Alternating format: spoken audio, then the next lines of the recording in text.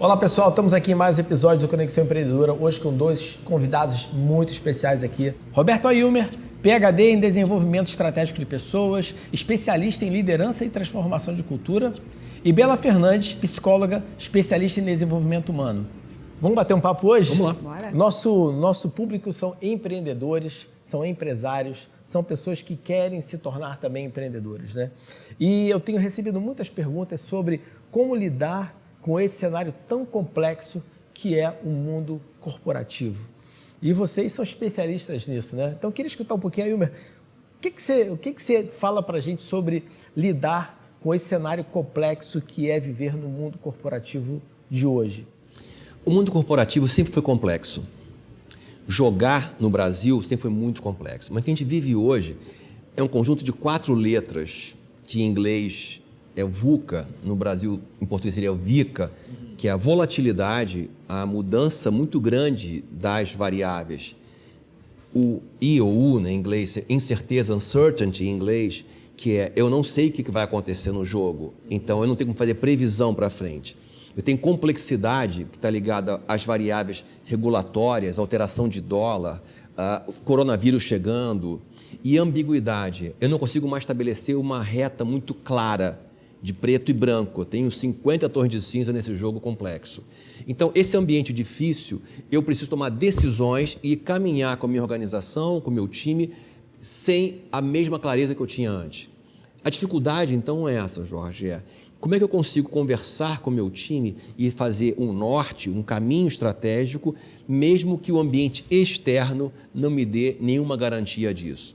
Talvez seja essa a grande mudança do ambiente organizacional. O grau de incerteza aumentou muito, mas o jogo continua acontecendo. Eu tenho que trocar o pneu com o caminhão andando. Então, a dificuldade que as lideranças têm fomos formados, né? Nós que temos mais de 30 anos de idade, fomos formados um pensamento completamente hierarquizado, vertical, com planejamento, com prazo, com acordos formados aqui, que desembocam aqui, com um grau de estabilidade. E esse jogo muda, de 5 anos para cá especialmente, muda em todo o planeta, não é no Brasil apenas, em todo o planeta. E como você vê que a cada rodada o jogo fica mais complexo, sim, com chegadas de um Trump, por exemplo, que muda o jogo, com a chegada de uma infecção como o coronavírus, que começa a mudar o jogo, com mudanças de Brexit na Inglaterra, que sai da comunidade europeia.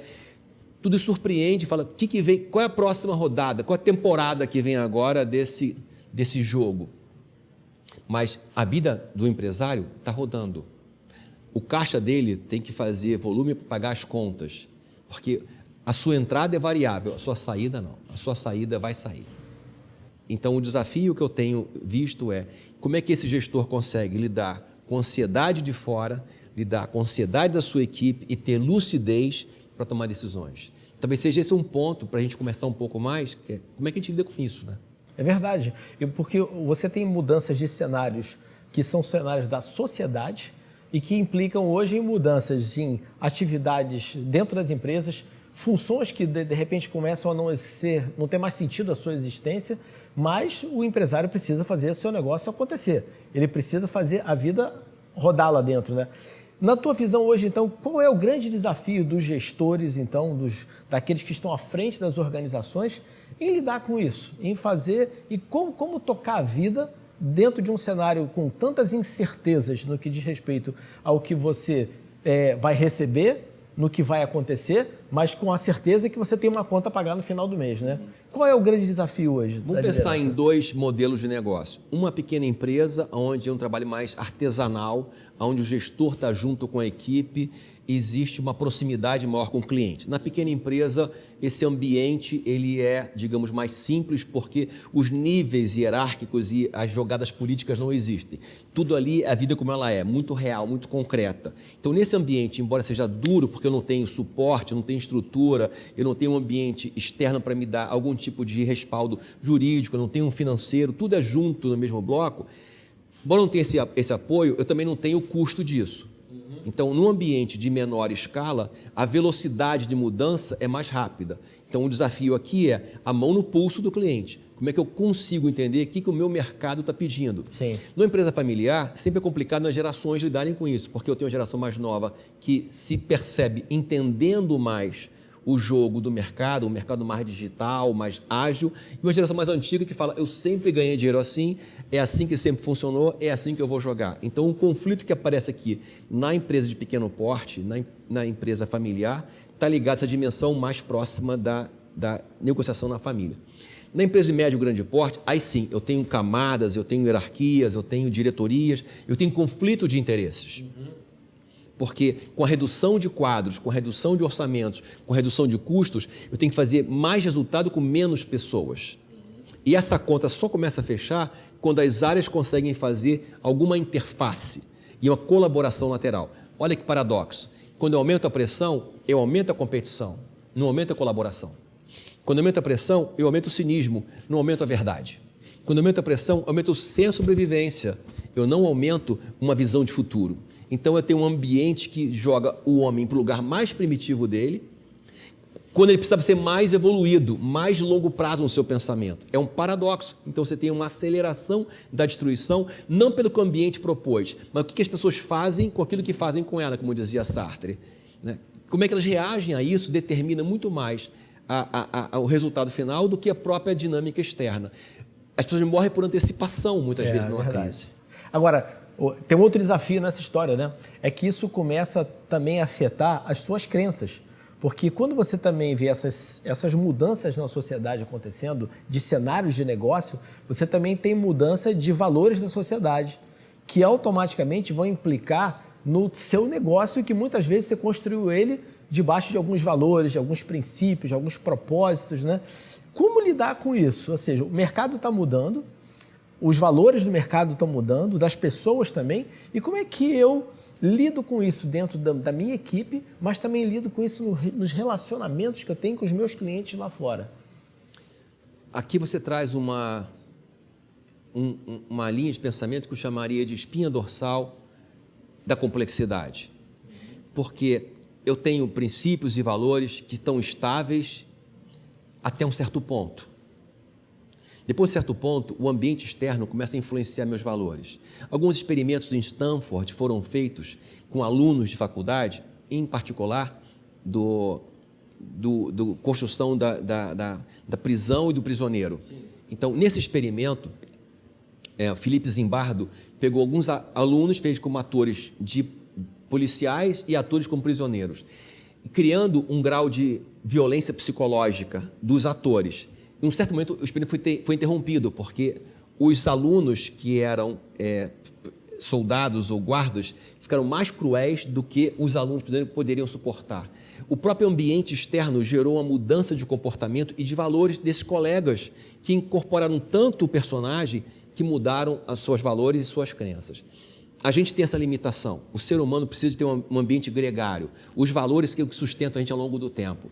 Os valores são o tecido que nos dão condição de suportar pressões coletivas. Se a gente chegou até aqui, porque valores coletivos e gregários ajudaram a gente a pensar coletivamente.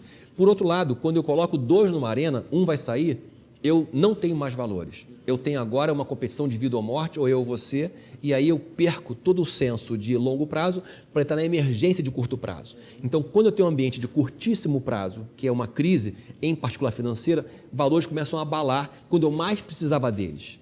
Porque o valor é uma linha de decisão que me garante futuro.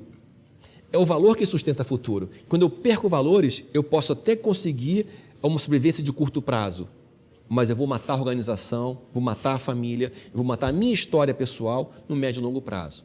Então, o ambiente, mais uma vez, é contraditório. No ambiente de crise, é nesse ambiente de crise, de instabilidade, que os valores poderiam ser um norte que capitaneariam o grupo para um lugar mais seguro. Mas, na verdade, acontece o contrário. Valores, normas ficam na parede e, na prática, faz o caixa.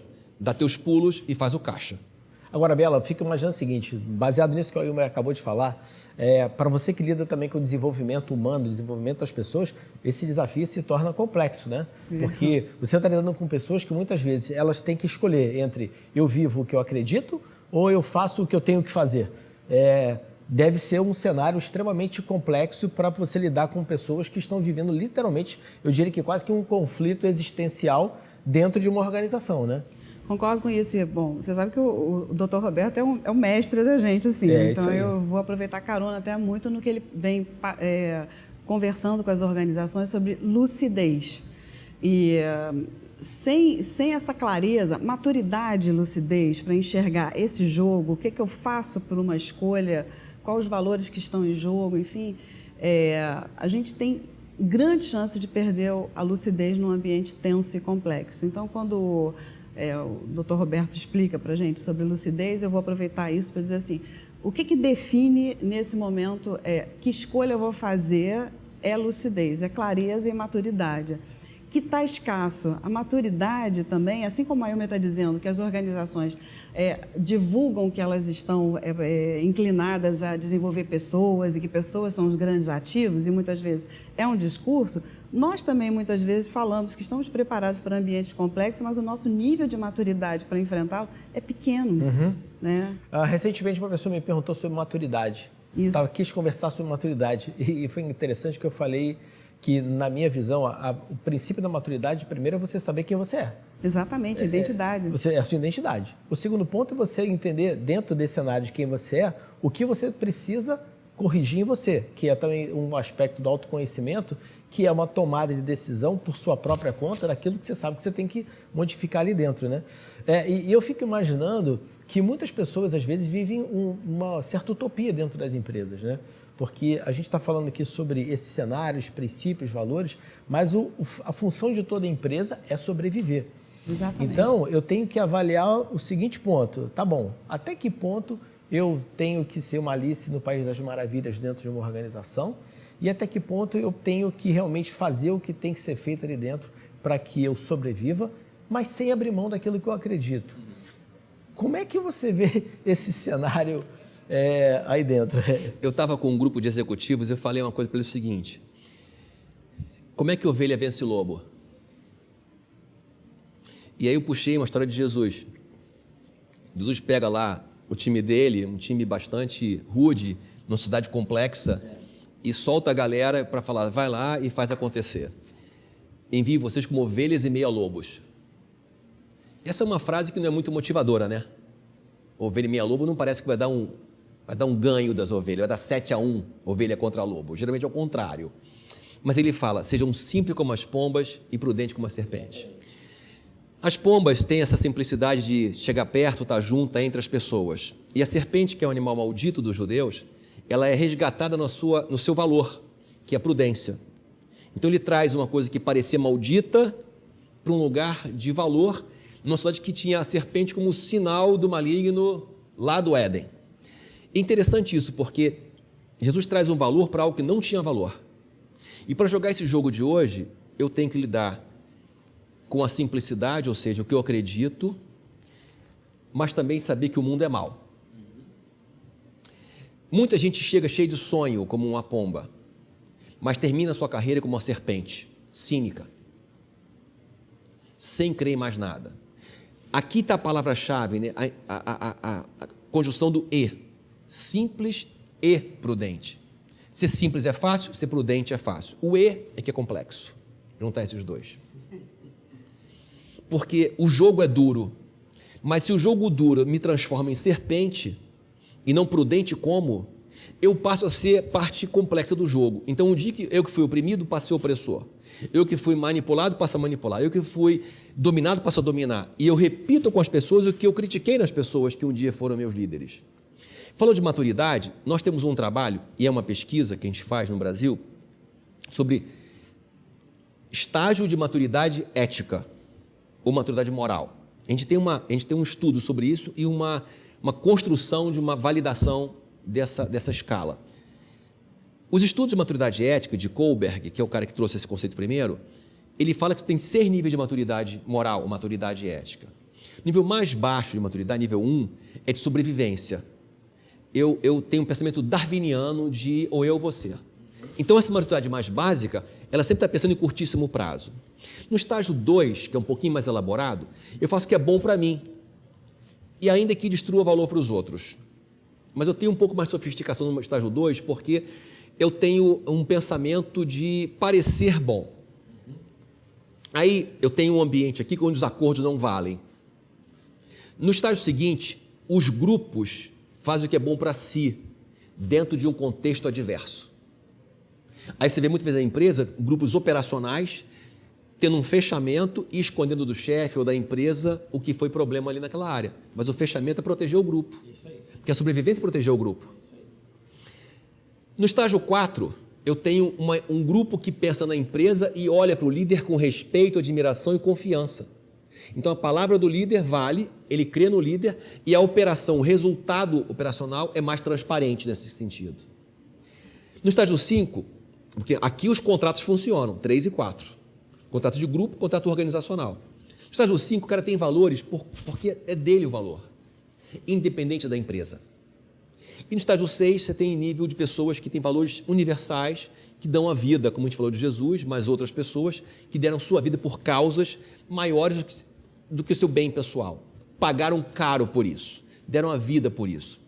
Então, quando a gente consegue mapear numa organização qual o estágio de maturidade moral, eu vejo núcleos de sabotagem, núcleos de corrupção, núcleos de pessoas com alta performance e alta motivação moral, mas debaixo de um chefe que é um cara cínico, que pensa no interesse dele, que abafa a um sequestro moral desse grupo. E quando você consegue fazer esse mapeamento, você consegue fazer um plano de desenvolvimento dessa empresa, porque do estágio 1 não passa para o estágio 4, 5. Eu tenho que ir do 1 para o 2, para o 3, para o 4, é uma evolução progressiva. E tem estudo para isso também, tem uma base para isso também. Isso é um processo, né? É um processo. É o que a gente faz hoje nas organizações. Entender aonde está a organização e os seus subgrupos e fazer uma jornada, um pipeline de desenvolvimento de um estágio moral mais alto. Aí no final você tem uma melhoria de produto, de resultado, de qualidade, sem opressão e sem controle. Quanto mais você traz maturidade do raciocínio moral, menos controle, e controle custa caro, e mais autogestão. Mas significa também você construir uma instituição, uma organização que haja confiança dentro dela, né? A confiança é sine qua non. Quanto mais baixa a confiança, mais hostil é o ambiente. Mais perigoso, predatório esse ambiente. Então, a confiança, eu diria que ela é a espinha dorsal de qualquer construção de liderança e relacionamento. Para ter alguma relação, tem que ter um grau de confiança. Nem que seja por interesse mútuo. E é uma confiança que necessariamente não significa você ter segurança, né? Porque são coisas diferentes, né? É a confiança que aquilo que está sendo proposto com objetivos claros, com regras claras, por mais que, de repente, em algum momento, aquela regra ou aquele acordo não seja o que você quer para você, né? A gente fez uma brincadeira um tempo atrás, que é, como é que você faz um argentino amar trabalhar com um brasileiro? Aí fala, pô, isso é difícil, né? É fácil, bota os dois trabalhando juntos em Nova York. Ali são cucarachas, ali os dois têm muita coisa em comum, mais do que um americano, ali os dois têm uma batalha em comum, tem um ambiente de combate em comum. Eles encontraram um motivo para se unir. Você encontra uma causa comum. Então, um ponto importante da análise desse ambiente organizacional é, qual é a nossa causa comum? O que nos faz pensar, além do meu individual, eu contra você, nós contra o verdadeiro desafio externo que nos ameaça? Porque na empresa, o seu inimigo não tem o crachá da empresa. Mas quando o ambiente de pressão, esse VUCA que eu falei, complexo, ambíguo, volátil e incerto, aumenta, eu ataco você. Eu perco a noção do concorrente externo e tenho concorrente interno. O fogo amigo mata muito mais do que a competição. Você falou uma coisa aqui que me chamou a atenção, causa comum. Você diria que hoje um dos grandes desafios e necessidades das organizações é criar uma causa comum junto aos membros do seu time? Ou você acha que isso seria algo extremamente utópico, você conseguir uma causa comum? Eu acho que a causa comum existe, você tem essa definição, mas no dia a dia, por exemplo, eu tenho um chefe e um time. Quem define o resultado final do dia é o chefe que avalia se você foi bem, se você foi mal, pela favorabilidade da opinião dele. Não é um indicador tão claro assim. É uma subjetividade. Eu prefiro fulano, eu prefiro ciclano. E essa subjetividade do chefe faz com que eu e você estejamos competindo numa arena que é a opinião, a aprovação do chefe, porque no final do mês ele vai decidir qual de nós dois vai sair da empresa. Então esse ambiente de risco da empresa faz com que eu tenha muito mais preocupação com você, meu colega de trabalho, do que com o mercado onde tem a competição. Colega de trabalho é definição de curtíssimo prazo. Final do mês, um dos dois vai sair. Mercado e competição é futuro, médio e longo prazo. Então, eu fico muito mais preocupado com o Rottweiler na sala do que o leão lá na rua. Neurologicamente, a minha cabeça preocupa mais com a ameaça de curtíssimo prazo do que a ameaça que pode matar todo mundo. Sim. Então, a arte desses líderes nesse momento é como é que eu trago o leão para a sala? Ou seja, mostrar que é esse leão que mata a gente no Rottweiler. A gente junta, segura o Rottweiler, a gente junta, ataca o leão. É essa arte de trazer a causa comum que não é dado com uma informação, é a construção dessa agenda coletiva na mesma direção. É isso que é difícil conseguir fazer, tirar a linguagem e virar comportamento, tirar um conceito nobre e superficial para uma coisa que é visceral. Quando o líder consegue traduzir isso, o time vai com ele. Legal. E luta com o Rottweiler e luta com o leão. Quando o líder tem um discurso preocupado em operação, resultado, em números e muitas vezes fazer PowerPoint para o chefe acima dele, ele deixa o seu time, começa a gerenciar para cima, para chefe e perde a mão do seu time. Então, pensando naquele conceito de ambiente complexo, é fundamental a proximidade do gestor, do líder com o seu time para reduzir incerteza. Porque para o time, a incerteza não é o mercado, é você. Você é a incerteza para o time.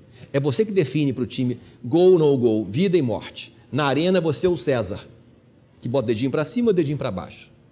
Por isso que a preocupação, até mesmo compreendendo um conceito neurológico, não está ligado ao que vai acontecer no mercado, mas vai acontecer na nossa relação. O papel do chefe imediato determina pressão ou performance no mesmo chefe. Interessante. O que você diria hoje, assim, não sei se você consegue encaixar assim, em 3 pontos, mas vamos ver assim, o que você daria de direção para quem está vivendo hoje dentro desse ambiente complexo, esse ambiente tão difícil? Para mim, eu considero esse um ambiente complexo, é um ambiente difícil. É complexo, né? É, extremamente complexo. E principalmente, né? Principalmente uma pessoa que ela tem dentro do coração dela, dentro da visão dela, querer ser um influenciador dentro da organização, né? Às vezes, você tem pessoas que estão dentro de uma organização que elas querem fazer parte da organização, mas elas querem influenciar essa organização dentro de princípios e valores que ela tem para que essa organização se transforme, muitas vezes, em uma organização que ela sonha e que ela gostaria que fosse uma empresa. O que você diria hoje para essas pessoas, se você tem alguns pontos necessários para você sobreviver, para você realmente ser uma influência ali dentro e, ao mesmo tempo, para que você se posicione como alguém que tem valor para essa organização? Eu estava agora num evento com um gestor que para mim é uma referência. Ele está numa grande mudança organizacional, a empresa tem um mercado super sólido, mas está numa grande mudança organizacional. E esse cara, ele tem uma característica muito interessante. Ele é verdadeiro. Ele expressa a vulnerabilidade do momento e dele. Vulnerabilidade não é fraqueza. Sim, claro. É a constatação do jogo e da complexidade e do leão que está ali fora. Então, a primeira coisa é vulnerabilidade. Nós aprendemos, nós crescemos escondendo, ainda mais nós homens, fraqueza e vulnerabilidade. E quando a mulher chega na função executiva, também acontece isso, né? Exatamente. Ela precisar tirar toda a vulnerabilidade e mostrar mais forte ainda do que os homens. O que é uma perda significativa. Total. Mas a vulnerabilidade é quando eu dou acesso para você a me ajudar. Quando eu deixo você entender que eu preciso de você. E se eu mostro que eu preciso de você, eu não sou ameaça para você. Então, há um ganho direto nisso, que é quando eu expresso a minha necessidade da sua ajuda e de como você é importante para mim, eu aumentei o seu poder, aparentemente, e reduzi meu poder. Que é o contrário do que acontece na organização. Sempre é um jogo de poder. Sim. Como é que eu reduzo meu poder e aumento o seu poder? E essa é a nova lógica. A vulnerabilidade aumenta o seu interesse em me ajudar e eu não sou mais o seu adversário. Somos sócios. Ou seja, a gente volta naquele assunto de gerar confiança, né? É. A vulnerabilidade, ela é um catalisador da confiança. É um fluxo. Né? Não há confiança e vulnerabilidade. A confiança necessita de vulnerabilidade. Uhum. Eu tenho algum grau de exposição quando eu confio em você. Eu estou sempre aberto e vulnerável a você. Então, o primeiro bloco é esse. Quando eu sou um líder, sim, eu sou uma pessoa madura, sim, mas eu não tenho as respostas, eu não tenho a segurança absoluta, eu não tenho a máscara de herói. A era dos heróis acabou. Time é o novo herói. Até uma fase da sua vida, conquistar sucesso é o ponto central. Mas depois de um ponto da sua vida, quando você tem times e pessoas, o sucesso do outro é o teu ponto central. O paradigma muda. Então, o primeiro grande bloco é entender que a vulnerabilidade ela me aproxima das pessoas e dá a chance de criar redes colaborativas. Não tem como ter sucesso hoje no ambiente complexo sem redes colaborativas. É a confiança, é o sangue que irriga a rede colaborativa, o oxigênio que vai dar chance disso acontecer. O segundo grande bloco, eu diria hoje, é fundamental, é entender que o novo jogo é próximo da minha equipe e minha equipe próxima do cliente, seja interno ou externo. A nova forma de jogar não é o time trabalhar para mim. Eu sou uma Branca de Neve com 7 anões. A nova forma de jogar é eu estou com o meu time, fortalecendo o meu time e dando para eles segurança para começar o dia. Então, quando o gestor chega numa área, por exemplo, e começa o dia em pé na área da sua equipe e pergunta: como é que eu posso te ajudar hoje? Essa pergunta gera na cabeça das pessoas duas coisas. Primeiro, o meu chefe não ameaça. O meu chefe tem uma postura humilde de me apoiar. Essa resposta rápida dá para o líder um montão de informação que hoje é lagartixa e amanhã é jacaré. Então ele mata na largada um montão de problema ali. E o time sabe, posso contar com o meu chefe. Paradoxalmente, esse time que está mais seguro interrompe menos o chefe ao longo do dia, pede menos aprovação, gasta menos tempo dele, ganha velocidade, ganha resposta. O terceiro ponto é, não dá para falar uma coisa e fazer outra. O walk the talk não tem mais como negociar isso. Eu tenho que ser referência e não discurso. Eu tenho que ser modelo e não conceitual. Um MBA, um doutorado, o que for, não vai te dar legitimidade. A legitimidade é quem você é. É verdade. Um título, uma formação te bota no palco, mas do palco em diante é quem você é. É a sua entrega.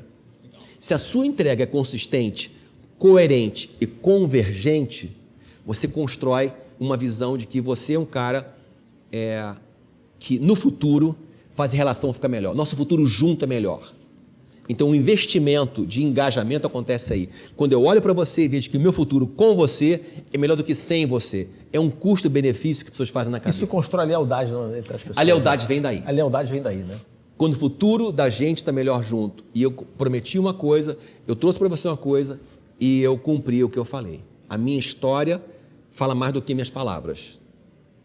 E esse desafio, esse tripé que eu trouxe para você, talvez seja hoje a grande mudança do modelo mental que está acontecendo nas organizações. Tem gente na old school, na velha escola, tentando fazer ainda com pressão, com hierarquia, com demanda, aumenta a pressão, demite gente, bate na mesa, grita, faz um escândalo, mas aí eu estou aumentando o teatro. Vou aumentar o cinismo. Roberto, e a verdade é que isso tem valor para qualquer tipo de organização, né? Sim. Não importa o tamanho dela ou o tipo dela, né? Ou seja, esses conceitos hoje, eles têm que ser básicos dentro de qualquer tipo de organização que queira não apenas sobreviver, mas principalmente que queira fazer a diferença no mercado. Eu diria que até na família, né? Até na família, né? Qualquer organização, inclusive na família. É verdade. E na família é mais difícil. A família é mais difícil. Em casa é mais difícil. É verdade. Porque em casa a gente não se prepara, né? Interessante que a gente se prepara para trabalho, prepara para estudar, chega no trabalho, a gente se arruma, a gente faz barba, mas em casa a gente acha que chegou para descansar. E muitas vezes em casa você acha que você pode usar autoridade mais do que no trabalho, né? Pois é. Logo hoje, né? Logo hoje. Você acha que é assim, Logo aqui, hoje. se não resolver, eu resolvo na base da autoridade, porque não tem jeito, vai ter que ficar comigo e acabou, né? E aí você vê essa quantidade enorme de filhos contra pais, pais contra filhos, casais que estão separados, ou pior, estão juntos, mas não se entendem e se torturam mutuamente. Também reflete nas organizações, né? Acaba se levando para dentro da organização. Eu diria que uma coisa que eu acredito e sempre compartilho isso com as pessoas, não importa o tamanho do desafio que você esteja vivendo, o mais importante é você comunicar de uma forma verdadeira para as pessoas.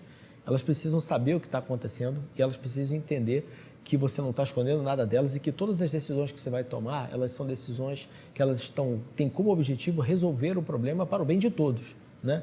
E isso ser muito claro que não há uma estratégia por trás, não há um joguinho por trás. Isso faz com que as pessoas não apenas se engajem com você, mas até mesmo elas compreendam determinadas decisões que você às vezes vai tomar que vão afetar elas, né? Isso gera uma organização que tem confiança. Mas, Jorge, nós viemos de um ambiente corporativo, os dois, né, assim, e também aqui com a Ilma. Tem um ponto aqui que é uma questão que nós vimos muitas vezes. As organizações têm um vício de perseguir sintoma. Exatamente. E tudo que o Ailmer falou, que o Dr. Roberto falou até agora, é um quanto que a gente está perdendo tempo em não observar a causa, correto? A gente tem um vício, nós sabemos disso, de perseguir sintomas, e aí acaba colocando muito conteúdo para resolver esse sintoma.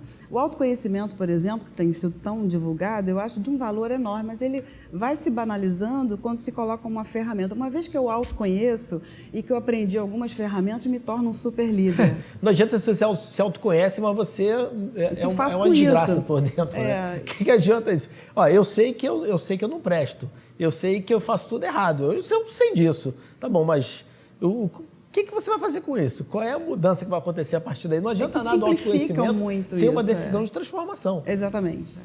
Recentemente, uma pessoa estava conversando comigo sobre esse aspecto de crença, né? E ela estava falando sobre o conflito da sociedade e as crenças. E eu falei, o grande problema é que, às vezes, uma crença, ela fala de um princípio, de um valor, que tenta levar as pessoas a uma transformação. No momento em que você tem pessoas que querem ser adeptas da crença, mas não querem ter a transformação aliada a ela, aí que há o conflito. Ou seja, não adianta eu falar que eu creio em algo, não adianta eu falar que eu tenho uma fé, se as minhas atitudes não são alinhadas com isso, se não há coerência e convergência naquilo que eu estou falando, né? E é curioso como é que isso se reflete dentro do ambiente corporativo, que você falou aqui. Não adianta eu querer dizer, não tem mais discurso. O que tem, na verdade, é você ser e viver aquilo que você está falando para que as pessoas elas creem em você, não apenas por palavras, mas principalmente pelas suas atitudes, né? Nesse ambiente de alta instabilidade, temos a possibilidade de voltar a uma coisa importante que a gente perdeu. A gente perdeu um senso de coletivo. A força da opinião individual, eu creio no que quiser, eu faço o que quiser, no individual, tem desorganizado muito esse ambiente. Então, esse ambiente que hoje tem agora um grau de risco percebido por todos, pode também ser um fator de reorganização da família, da empresa, do negócio, em torno de uma causa comum, que é a maturidade moral. Maturidade moral quanto mais eu penso numa causa comum, menos numa causa individual e pessoal, mais eu estou estabelecendo um ambiente onde a outra pessoa está mais segura, onde poder prosperar nossos acordos e negócios. E é interessante isso, né? O próprio ambiente complicado, complexo, difícil, ele também traz uma proposta na sua forma de resolução que é cura pelo semelhante, o princípio da homeopatia. Então, o próprio ambiente que é tóxico traz também para a gente a necessidade de lidar com ele de uma maneira que é restauradora e curativa. Ou seja, toda crise ela acompanha uma enorme oportunidade, né? Essa é a verdade. Essas mudanças todas que a gente está vivendo são também uma oportunidade de a gente rever muita coisa nas nossas vidas e nas nossas organizações, né? Aí que está a parte mais legal dessa história. Se eu tenho uma perspectiva de fé, que é diferente de esperança, a fé é uma certeza de que tem algo maior do que eu tomando conta do jogo. Sim.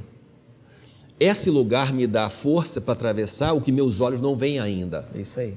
Eu boto o pé primeiro, depois eu boto o chão. E nesse lugar de fazer o que é maior e caminhar em direção maior, eu venço o meu próprio medo. Porque o inimigo mais desafiador que eu tenho não é fora, é dentro de mim. É a água de dentro que afunda o barco, não é a água de fora. Então, o ambiente complexo, o ambiente de medo, me tira a lucidez. Mas uma coisa linda que João fala é: o verdadeiro amor lança fora o medo. Então, num ambiente de escuridão, quando eu vou diante do meu Criador, me coloco ali com a segurança de filho amado, essa segurança me faz olhar para os desafios que eu tenho na perspectiva de que tudo está diante do meu Criador, que sabe como me levar nesse ambiente. Aí meus valores voltam, aí as minhas perspectivas mais profundas do que eu creio volta, e essa orientação me faz tomar decisão baseada no longo prazo, não no curtíssimo prazo. Ailmer, isso fortalece, reforça de uma forma assim poderosíssima uma coisa que que eu acredito e que muitos acreditam, a importância de você ter consciência da sua identidade, de quem você é, da sua identidade em Cristo, né? Esse entendimento da sua identidade em Cristo é que te dá força para você permanecer na direção certa, apesar dos desafios, apesar das dificuldades, porque você crê que há alguém que está olhando por você e que se te der uma direção para ir naquele caminho, você vai ser vencedor no final das contas, né? Gente, que papo maravilhoso! Gostinho de quero mais. Gostinho de quero mais. Jorge. Muito obrigado. Obrigado demais a vocês. Foi um tempo assim sensacional. Eu não tenho assim palavras para dizer o quanto eu tenho certeza que esse papo vai ser importante na vida de muitas pessoas. Para nós tem sido um grande desafio, mas também um grande prazer levar para as pessoas conhecimento a respeito de como viver na vida corporativa, na vida de negócio, na vida empresarial, sem perder o foco na sua crença, nos seus princípios, nos seus valores, mas principalmente olhando pela perspectiva de ser alguém que influencia a sociedade, não alguém que está à parte da sociedade, né? E eu acho que o que vocês trouxeram para a gente aqui hoje mostrou que você precisa entender que nós fazemos parte desse mundo e que nós precisamos ser sal e luz nesse mundo. E a gente precisa saber como jogar esse jogo com sabedoria, né? Sabendo que a gente tem que ter aí essa visão de não ser pombinha, não ser serpente, mas não perder esse coração, mas acima de tudo, eu preciso ter essa visão de estar atento para o que está acontecendo, tomar as decisões certas, mas sem perder, acima de tudo, os meus princípios e os meus valores, né? Eu posso fazer uma fofoca sobre você claro. Aqui? Posso dizer que esse rapaz tem um coração aprendiz que o trouxe até aqui. Eu fico muito feliz de ver você agora multiplicando conhecimento e tendo essa clareza de que o ambiente que você está produzindo essa informação é para gerar influência. Claro, claro. O doutor Roberto fala muito assim, o que é influência e o que é impotência. Eu acho que você está reduzindo a impotência sempre que você aumenta o conhecimento. Exatamente. Certo? Então, você está nesse papel e essa é uma Obrigado, querida. fofoca aqui. Olha, eu realmente estou aprendendo todos os dias. Eu pode ter certeza que eu tenho, a cada dia eu entendo o quanto que eu preciso aprender. Porque eu entendo que a experiência que eu trago do mundo corporativo, ela sozinha não vai fazer a diferença. Não vai. Assim como o meu entendimento que eu tenho do mundo espiritual, também sozinho não vai fazer a diferença. Essas coisas têm que se equilibrar. A gente precisa saber como que essas duas coisas se conectam para que a gente faça a diferença efetivamente. E para isso eu preciso mesmo aprender, preciso de pessoas como vocês, que são sal e luz. Legal, muito obrigado pelo convite, Parabéns. muito bom estar com Muito vocês. obrigado. Pessoal, que bom que você está aqui com a gente. A gente vai se encontrar em breve em mais um Conexão Empreendedora. Deus abençoe vocês. Valeu, gente. Tchau, tchau.